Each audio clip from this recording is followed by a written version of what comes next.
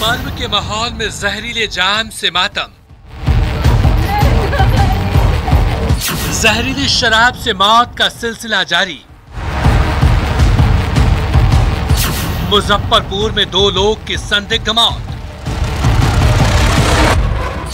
छपरा के इब्राहिमपुर में फिर गई जान। सीवान का जख्म अभी भूले नहीं हैं लोग। अलर्ट पर प्रशासन, फिर क्यों हो रही मौत? जहरीली शराब से मौत कब तक? नमस्कार, अपना बिहार में आपका स्वागत। मैं राहुल ओझा आपके साथ। पर्व के मौसम में एक बार फिर से जहरीली शराब से संदिग्ध मौत का सिलसिला जारी है। सिवान में 28 लोग, छपरा में 12 लोग के साथ गोपालगंज में 2 लोगों की मौत हो गई थी।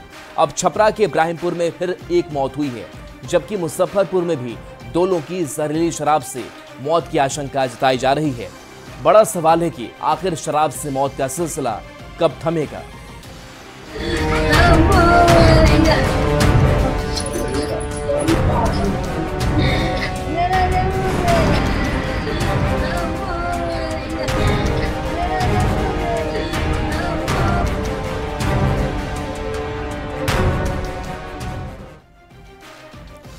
मुजफ्फरपुर में संदिग्ध हालत में एक और युवक की मौत हो गई है। जहरीली शराब पीने से मौत की आशंका जताई गई है। हथौड़ी के डीजीवर गांव में अब तक 2 लोगों की संदिग्ध मौत हो चुकी है। पहले श्याम सहनी और अब मुकेश सहनी की इलाज के दौरान मौत हो गई है। मुकेश सहनी की पहले आंखों की रोशनी गई और पटना में इलाज के दौरान मौत हो गई। परिजन ने जहरीली शराब से दोनों की मौत की बात कही है। बिना पोस्टमार्टम परिजनों ने मुकेश सहनी के शव का अंतिम संस्कार कर दिया। पुलिस प्रशासन जहरीली शराब से मौत की पुष्टि नहीं कर रही है। ये जान रहे हैं खाली शराब पी कर आए। आसपास ही पिए थे या फिर कहीं बाहर हुआ तो क्या देख सका? नहीं, घर नहीं पिए थे। आप बाहर पिए कि कहाँ पिए हम नहीं बताएंगे। देखेंगे तभी हम कहेंगे कि घर पिए कि कहाँ पिए। यही बात पता चला था कि शराब पिए है ना? हाँ, खाली ये जान रहे हैं शराब पी कर आए। आंखों से नहीं दिखाई दे रहा था। नहीं।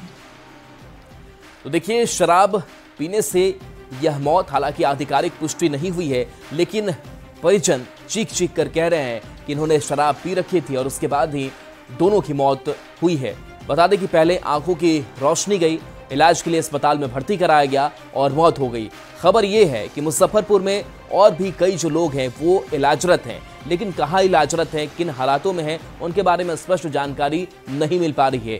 यानी कि कई ऐसे लोग हैं जो अभी भी इस शराब कांड के शिकार हुए हैं, लेकिन सवाल बार बार यही कि प्रशासन की सख्ती है। छपरा, सिवान और गोपालगंज में मौतें हो चुकी हैं, लेकिन इसके बावजूद ये शराब कांड थमने का नाम नहीं ले रहा है।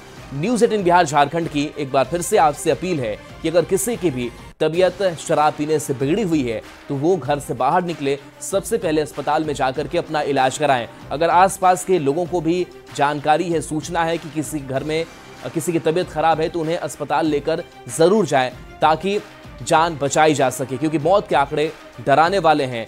प्रियांक सौरभ हमारे साथ न्यूज़ 18 संवाददाता जुड़ गए हैं। प्रियांक, एक और मौत और आंकड़ा बढ़कर 2 तक पहुंच गया है। अभी किस तरीके के हालात उस गांव में?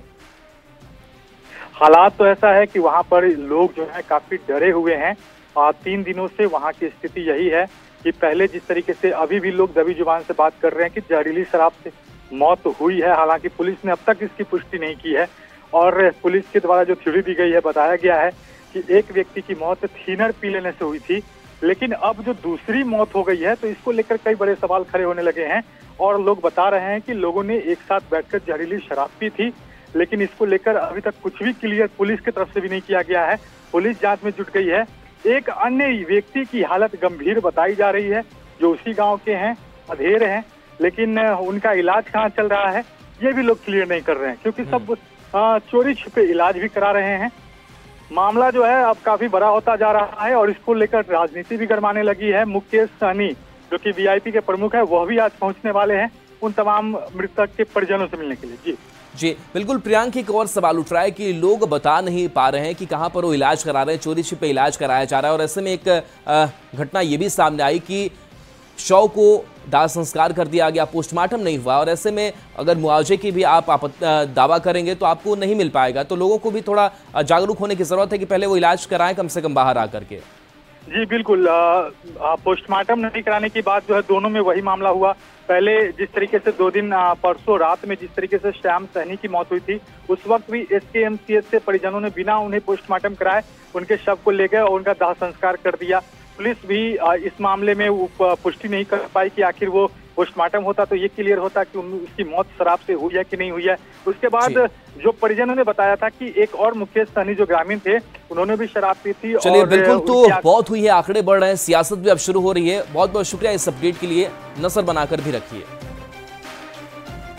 खबर छपरा से, जहां के मशरक थाना क्षेत्र के इब्राहिमपुर गांव में शराब पीने से बीमार एक और व्यक्ति की इलाज के दौरान मौत हो गई। मृतक का नाम मुमताज है। दोस्तों के साथ शराब पीने के बाद मुमताज को इलाज के लिए पटना PMCH में भर्ती कराया गया था, जहां उसके इलाज के दौरान मौत हो गई है।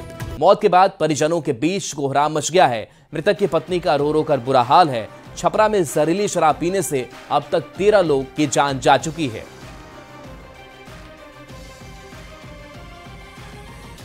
इसका मौत हो गया। सरकार कहाँ है कि शराब आ जाता है बिहार में? सरकार कहाँ है? नीतीश कुमार कहाँ है? कौन बच्चा है? शादी हो गई? हाँ, शादी हो गया है। एक लड़की है 5 साल का, 7 महीने की डिलीवरी है। इनका कैसे परवरिश होगा? कहाँ शराब पिए थे? शराब पिए हैं गंडामन से ले आकर। संतोष हमारे साथ न्यूज़ 18 संवाददाता जुड़ गए हैं। संतोष, एक और आंकड़ा बढ़ गया, 13 तक मौत का आंकड़ा यह पहुंच गया है। अभी किस तरीके के हालात वहां पर, क्या कार्रवाई पुलिस की तरफ से अब भी नहीं की जा रही है? मौत का आंकड़ा बढ़ रहा है। पुलिस ने अपनी कार्रवाई पूरी कर ली है। जितने भी आरोपी थे, इस मामले का मास्टरमाइंड भी जो था मिंटू सिंह, उसे भी गिरफ्तार कर लिया गया है। लगातार छापेमारी की जा रही है। मैं बता दूं कि शराब कांड के बाद अभी तक लगभग 400 जगहों पर छापेमारी की गई है। हजारों लोगों को पकड़ा गया है और लगातार कार्रवाई चल रही है। लेकिन इसके बावजूद शराब तस्करों का मनोबल जो इतने बढ़े हुए हैं कि आज सुबह में उसी जगह पर दारू की खेप पकड़ी गई है जहाँ पे ये शराब कांड हुआ था। लग्जरी गाड़ियों में शराब की तस्करी की जा रही है। तो पुलिस पूरी तरीके से तैयार है तस्करों से निपटने के लिए। एसपी ने एक स्पेशल मीटिंग भी की थी। तमाम थानाध्यक्षों को, चौकीदारों को टास्क दे दिया गया है अपने अपने इलाके में शराब की निगरानी करने के लिए। जिनसे भी चूक होगी उन पर FIR भी किया जाएगा और उन पर सस्पेंशन भी होगा। ये तमाम तरह की धमकियां दी गई एसपी की तरफ से। लेकिन जो शराब तस्कर, उनके मनोबल कहीं ना कहीं बढ़े हुए हैं। अभी भी जहां भी छापेमारी हो रही है वहां शराब की बरामदगी हो रही है, तस्कर पकड़े जा रहे हैं। तो अंदाजा लगाया जा सकता है कि शराब का नेटवर्क कितना बड़ा है, जिसे तोड़ना शायद पुलिस के भी बस में नहीं है। जी चलिए, शुक्रिया इस अपडेट के लिए आपका संतोष।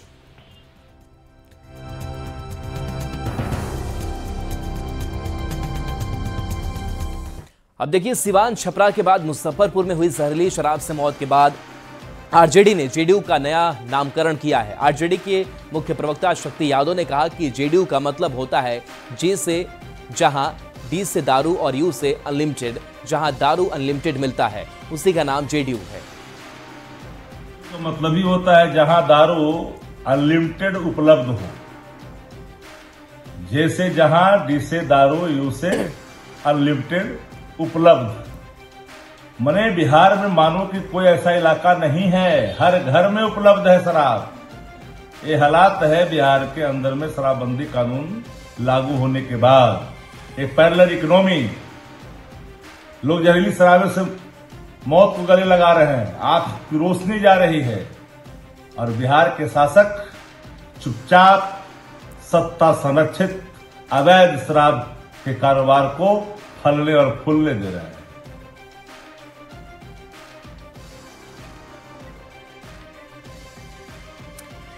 तो देखिए, शक्ति यादव का बयान आपने सुना और किस तरीके से अब JDU पर RJD हमलावर नजर आ रहा है, क्योंकि शराब कांड को लेकर के लगातार सियासत भी चल रही है। मौत के आंकड़े लगातार बढ़ रहे हैं और ऐसे में विपक्ष बार बार इस शराबबंदी पर सवाल उठा रहा है।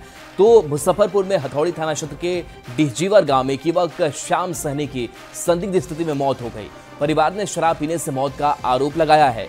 ग्रामीण एसपी के मुताबिक घर में पिंड के दौरान एक मग में थीनर रखा गया था, जिसे गलती से श्याम ने पी ली थी। हालांकि अभी तक इसकी पुष्टि नहीं हुई है। परिवार ने बिना पोस्टमार्टम के ही शव का अंतिम संस्कार कर दिया था। पुलिस इलाज करा रहे 2 लोगों की खोजबीन में जुटी है, जिसके बाद आगे की जांच की जाएगी।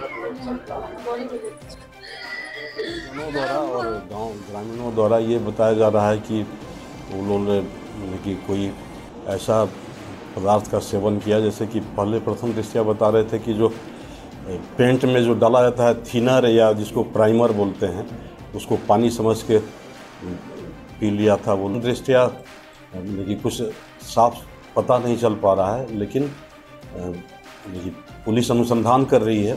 पुलिस अनुसंधान करके किसी निष्कर्ष पे पहुंचेगी।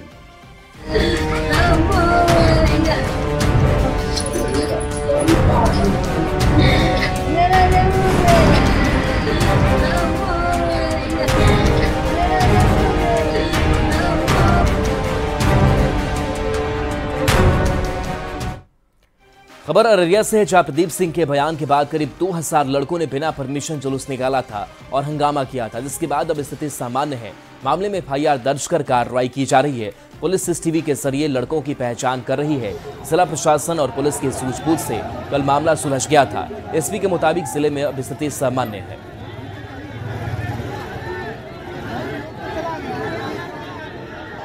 अररिया में जिस तरीके से सैकड़ों लड़कों ने जिस तरीके से शहर में उत्पात मचाया था कल, और हम बता दें कि अररिया से बीजेपी सांसद प्रदीप सिंह के उस विवादित बयान के बाद मामला गरमाया था और अररिया के जो टीनेजर एज के जो लड़के हैं वो करीब 1.5 से 2,000 की संख्या में सड़क पर निकले थे। और बता दें कि बिना परमिशन के वो जुलूस निकला था और अररिया शहर के चांदनी चौक पर मौजूद हैं। और तस्वीर में आप साफ तौर पर देख सकते हैं कि कुछ बैनर पोस्टर भी जो है वो फाड़े गए थे उनके द्वारा। तो साफ तौर पर जिस तरीके से बिना परमिशन के जो है वो लड़के सड़क पर निकले थे, अररिया एसपी अमित रंजन ने साफ तौर पर बताया है कि ऐसे लड़कों को जो है चिन्हित किया जाएगा। जो सीसीटीवी जो चौक चौराहे पर लगाए गए थे उनसे चेहरे से जो है पहचान की जा रही है और इस मामले में जो है कांड दर्ज किया गया है और किसी भी जो है को बख्शा नहीं जाएगा। चूंकि जिस तरीके से अररिया के चांदनी चौक से लेकर गोरी चौक तक जिस तरीके से घंटों जाम हुआ और उत्पात मचाया गया, तो ऐसे लोगों पर जो है कड़ी कार्रवाई की जाएगी। और अररिया एसपी ने साफ तौर पर कहा है कि सीसीटीवी के जरिए ऐसे लोगों को चिन्हित किया जा रहा है। सतीश कुमार, न्यूज़ 18 अररिया। भ्रष्टाचार के आरोप में पिछले दिनों गिरफ्तार हुए आईएएस अधिकारी संजीव हंस से आज से ईडी पूछताछ शुरू करेगी। यह पूछताछ अगले 7 दिनों तक होगी। पूछताछ को लेकर ईडी ने सवालों की एक लंबी लिस्ट भी तैयार कर रखी है। ईडी की 3 टीम अलग अलग तरीके से संजीव हंस से पूछताछ करेगी। वहीं इसी मामले में बेऊर जेल में बंद पूर्व विधायक गुलाब यादव को रिमांड पर लेने के लिए ईडी की ओर से दायर याचिका पर आज ईडी की विशेष अदालत अपना फैसला सुनाएगी। बताते चले कि ईडी की विशेष अदालत ने बुधवार को ईडी के अनुरोध को स्वीकार करते हुए संजीव हंस को ईडी को रिमांड पर सौंपने का आदेश जारी किया था। ईडी संजीव हंस और गुलाब यादव के खिलाफ 250 करोड़ से अधिक की मनी लॉन्ड्रिंग मामले की जांच कर रही है। अधिक जानकारी दे रहे हैं संवाददाता अमित कुमार।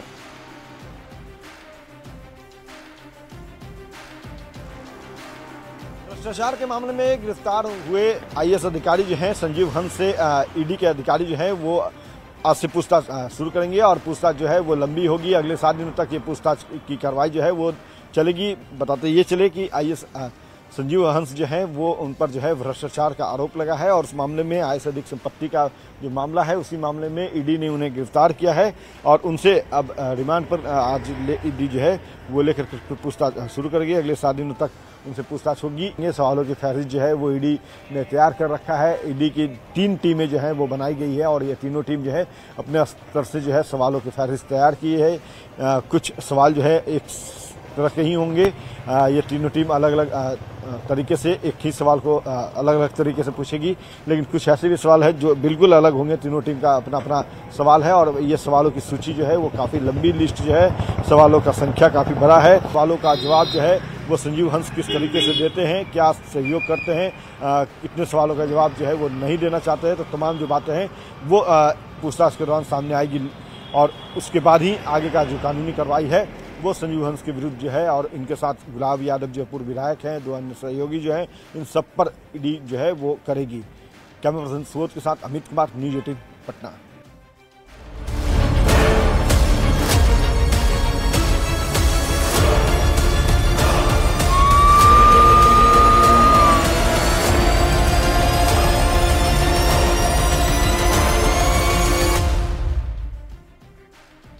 अब बात डाना तूफान की। तो अंडमान सागर से उठा चक्रवाती तूफान डाना तेजी से बंगाल की खाड़ी की ओर बढ़ रहा है। आज तूफान गंभीर रूप लेगा, इसे लेकर कोलकाता के साथ ओडिशा के तट पर अलर्ट जारी किया गया है। ओडिशा में पुरी के तटों से मछुआरों को हटाया गया है, जबकि रेलवे ने बयान जारी कर कहा है कि बंगाल में सियालदह स्टेशन से आज रात 8 बजे के बाद किसी भी लोकल ट्रेनों की आवाजाही पर रोक रहेगी। तो ये तस्वीर आपको दिखा रहे हैं, देखिए किस तरीके का असर जो है वो देखने को मिल रहा है। डाना तूफान खास करके ओडिशा के तट पर अपनी तबाही मचा रहा है। बताया जा रहा है कि झारखंड में भी अब इसका असर देखने को मिला है, जहां पर आसमान में काले बादल छाए हुए हैं। बिहार में भी इसका असर देखने को मिलेगा। ये तो 3 तस्वीर आप तक पहुंचा रहे हैं, जहां देखिए ओडिशा के पुरी से यह तूफान गुजरेगा और ओडिशा के पूरी तट पर अलर्ट जो है वो जारी कर दिया गया है और आपदा से निपटने की पूरी तैयारी भी सरकार की तरफ से की जा रही है, ताकि किसी भी स्थिति से निपटा जा सके और लोगों को सुरक्षित रखा जा सके। अब देखिए ओडिशा में 120 किलोमीटर घंटा की रफ्तार से ये डाना आएगा। पूर्व और दक्षिण पूर्व रेलवे ने कई ट्रेनें अभी कैंसिल कर दी है, तो डाना का असर दिखना शुरू हो गया है। डॉक्टर्स की छुट्टियों को रद्द कर दिया गया है।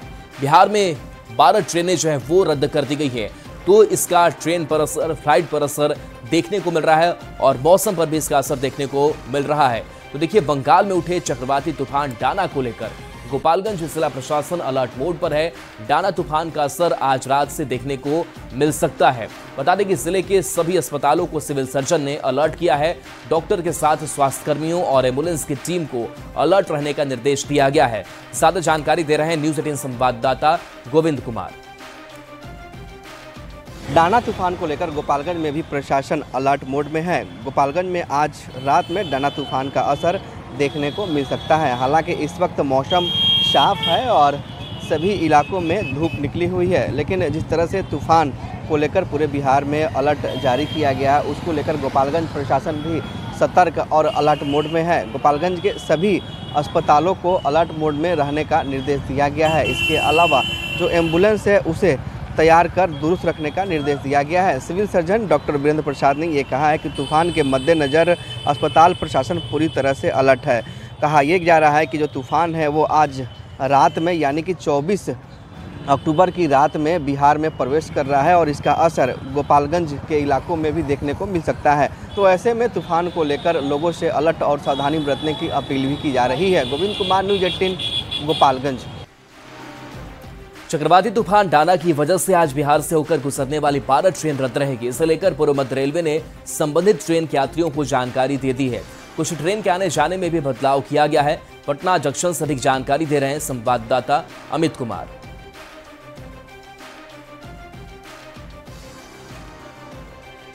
का असर जो है वो भारतीय रेल के परिचालन पर भी पड़ा है और बताते चले कि आज बिहार से होकर के गुजरने वाली जो ट्रेनें हैं 12 ट्रेनें ऐसी हैं जिसे आज रद्द कर दिया गया है।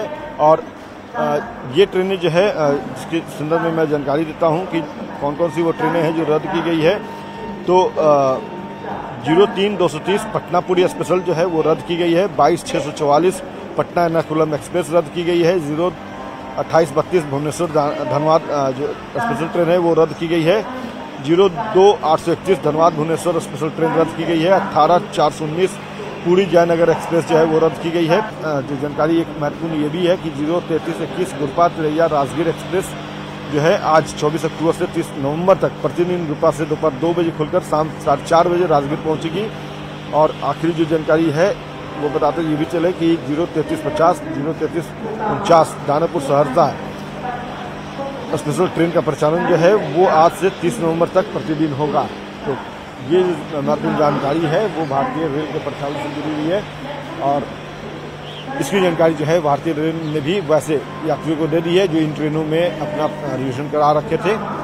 कैमरा पर्सन सुबोध के साथ अमित कुमार, न्यूज 18 पटना। त्योहारों के समय में मिठाई में मिलावट करने को लेकर फूड एंड सेफ्टी डिपार्टमेंट की टीम लगातार छापेमारी कर रही है। कई स्थानों पर छापेमारी के दौरान खोआ, मिलावटी छेना और खराब सामग्री बरामद किए जा रहे हैं। नवादा में फूड एंड सेफ्टी डिपार्टमेंट की टीम अलर्ट है। जिले के अलग अलग क्षेत्रों में सघन तलाशी अभियान चलाई जा रही है और सामग्रियों का सैंपल इकट्ठा किया जा रहा है। साथ ही कई दुकानों के रखरखाव और स्वच्छता की भी जांच की जा रही है ताकि त्योहार के समय लोगों को खराब सामान नहीं मिले।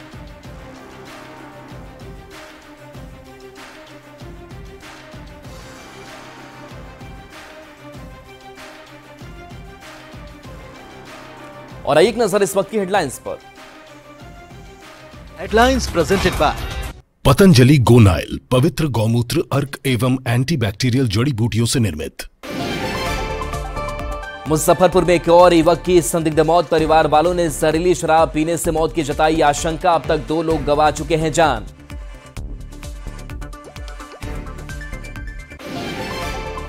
छपरा के इब्राहिमपुर गांव में शराब पीने से बीमार एक और व्यक्ति की इलाज के दौरान मौत, जहरीली शराब पीने से अब तक 13 लोग की हो चुकी है मौत।